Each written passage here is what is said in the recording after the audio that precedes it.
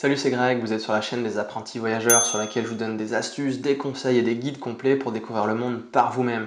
On continue notre série de vidéos pour visiter le Laos et aujourd'hui nous allons parler de la deuxième étape que je vous conseille de faire pendant votre voyage qui est Vang Vieng. Juste avant de vous détailler tout ça, pensez à vous abonner à ma chaîne avec les boutons qui sont sous la vidéo et n'oubliez pas de cliquer sur la petite cloche pour activer les notifications et recevoir toutes les infos de mes prochaines vidéos.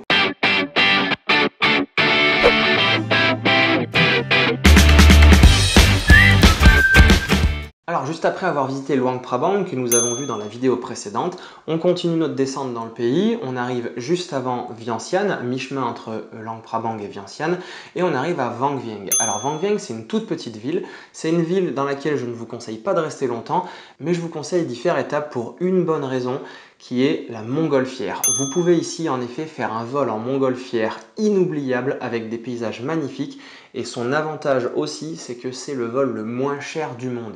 Il vous en coûtera effectivement moins de 100 € pour pouvoir faire un vol incroyable d'une demi-heure environ. Alors pour faire ce vol, je vous donne tous les détails dans mon guide complet que vous pouvez télécharger, je vous le rappelle, avec le lien que je vous mets sous cette vidéo. Ce guide vous détaille tout le voyage complet, toute l'organisation de 3 semaines au Laos. C'est découpé par demi-journée, vous avez toutes les visites qui sont conseillées, tous les repas, toutes les nuits, tous les hébergements, tous les transports.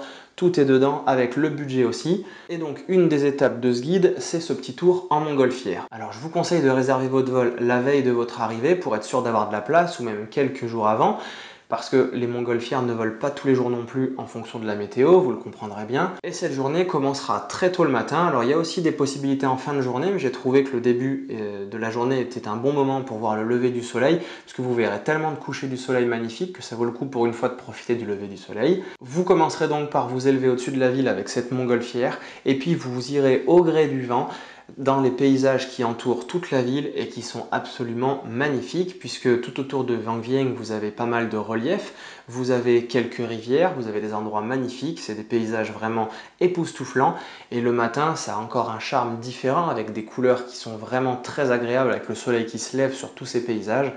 On a vraiment de très très bons souvenirs là-bas, c'était seulement une demi-heure mais c'est une demi-heure qui nous a complètement marqué et on a ramené des photos et des vidéos absolument incroyables. Pendant tout votre vol, vous aurez le temps de profiter des paysages tout autour de vous et puis la fin du vol est vraiment exceptionnelle puisque vous allez commencer à descendre, à vous rapprocher du sol et sur la dernière partie, vous allez planer à quelques mètres au-dessus des arbres et au-dessus des rivières avant de vous poser plus ou moins puisque forcément c'est pas un avion, on choisit pas exactement où se pose, ils ont des techniques, c'est vraiment exceptionnel à vivre, c'est super sympa, on s'aide dans des arbres pour s'accrocher, pour s'arrêter, puis pour poser la montgolfière dans un champ à la toute fin du vol, vraiment c'est une expérience inouïe. Alors je vous en parle un peu plus en détail, j'ai fait tout un article détaillé avec plein de photos où je vous raconte vraiment minute par minute tout ce qu'on a vécu pendant ce vol, c'est très rigolo à lire, vous avez ça sur mon blog et je vous mettrai un lien aussi sous la vidéo. Mais ce qu'il faut retenir c'est que c'est une étape à ne pas manquer pendant votre voyage au Laos.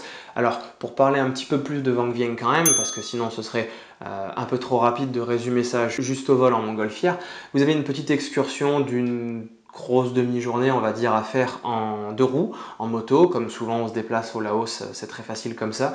Alors des 2 roues, des petits scooters, vous pouvez en louer de partout dans toute la ville, hein. Et vous avez une boucle très sympa à faire. Vous avez, je dirais, une trentaine de kilomètres maximum à faire. Alors c'est une piste, hein, ça secoue un petit peu, mais c'est l'avantage d'être en 2 roues, on peut éviter les trous et passer sur les bords. Et là aussi, vous avez des paysages super sympas à voir. Vous avez des petites étapes sympas, vous avez une grotte très agréable à voir et puis un petit coin très fleuri aussi, très célèbre. Vous avez évidemment tous les détails qui sont dans mon guide. Toute cette excursion d'une grosse demi-journée, comme je vous disais, est détaillée dans le guide complet à télécharger sur mon blog. Et ça constitue pour moi la deuxième chose à faire lorsque vous êtes à Vang Vieng. Alors ce que je vous conseille, et c'est ce qui est d'ailleurs détaillé dans mon guide, c'est de prendre un bus pour partir de Luang Prabang le matin pour arriver direction Vang Vieng en milieu de journée. Vous faites votre petit repas là-bas, vous prenez votre scooter, vous faites votre excursion tranquillement, vous profitez des paysages. Vous avez des points de vue à faire, je vous l'ai détaillé ici aussi. Vous avez possibilité de voir un très beau coucher de soleil en faisant attention de ne pas rentrer de nuit puisque la route n'est pas très bonne. Donc il faut éviter d'aller mettre les roues au mauvais endroit, donc rentrer quand il fait jour. Mais ça aussi c'est détaillé, je vous préviens dans mon guide là-dessus sur ce point-là.